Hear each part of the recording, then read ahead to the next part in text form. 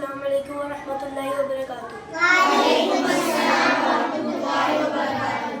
तो जैसा कि हमने पिछली मरतबा पढ़ा था कि हज़रत नूह अलैहिस्सलाम की कौम पर तूफ़ान आ गया था, और लेकिन ना उन्होंने अपनी कौम को ना 950 बरस तक दीन की दावत दी।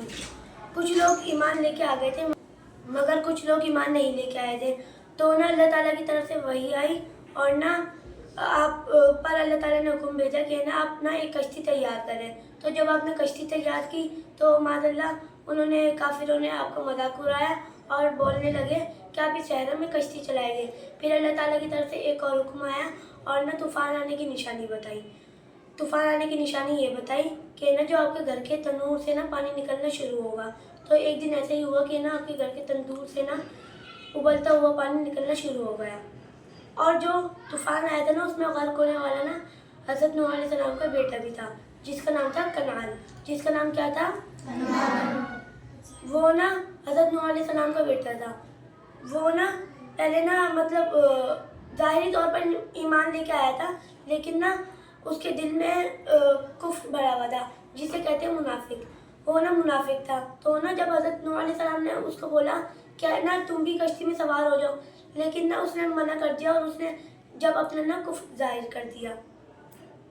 फिर ना वो ना उसने बोला कि ना मैं किसी भी पहाड़ की चोटी पर चढ़ जाऊँगा और मैं अल्लाह के अज़ाब से बच जाऊँगा।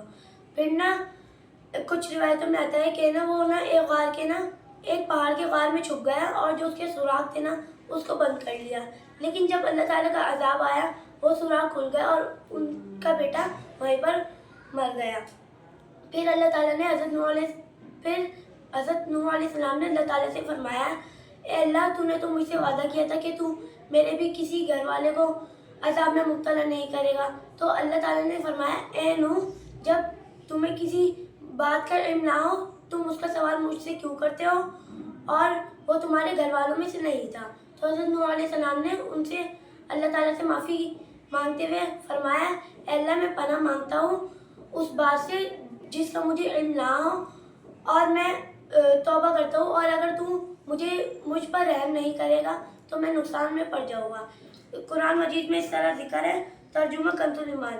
और नूह ने अपने रब को पुकारा, अर्ज़ की, ए मेरे रब, मेरा बेटा भी तो मेरा घर वाला है, और बेशक तेरा वादा सच्चा है और तू सबसे बढ़कर हुक्म वाला है। फरमाया, ए नूह, वो तेरे घर वालों में नहीं, बेशक उसके काम बड़े नालायक हैं। तू मुझसे वो बात ना मांग जिसका तुझे इल्म नहीं। मैं तुझे नसीहत फरमाता हूँ कि नादान ना बन। अर्ज़ की, ए मेरे रब, मैं तेरी पनाह चाहता हूँ कि तुझसे वो चीज़ मांगूँ जिसका मुझे इल्म नहीं, और अगर तू मुझे ना बख्शे और रहम ना करे तो मैं ज़ियाकार हो जाऊँगा। पारा नंबर 12, सूरत का नाम हूद, आयत नंबर 40 से लेकर 47 तक। इससे हमें दर्स-ए-दात होता है कि ना हज़रत नूह अलैहिस्सलाम कितने बड़े नबी थे और कितने अच्छे नेक इंसान थे, लेकिन उनका बेटा काफिर था। तो जैसा कि कोई आलिम होता है तो ना हमारे को ना उनका बेटा अगर नमाज़ ना पढ़ता हो, थोड़ा सा गंदा हो, तो ना हमारे को उसको ये बोलना नहीं चाहिए कि ये देखो ये आलिम साहब हमारे को बोलते रहते कि नमाज़ें पढ़ो और उनका बेटा इतना गंदा है। और ना इससे हमारे को एक दर्स-ए-दात और मिलता है कि ना जो हज़रत नूह अलैहिस्सलाम थे उन्होंने 950 बरस तक अपने कौम के लोगों को दावत दी दीन की। हमने एक बार बोला, 2 बार बोला, उसके बाद हम बोलते ही नहीं। तो हमारे को ना दीन की दावत देते रहना चाहिए।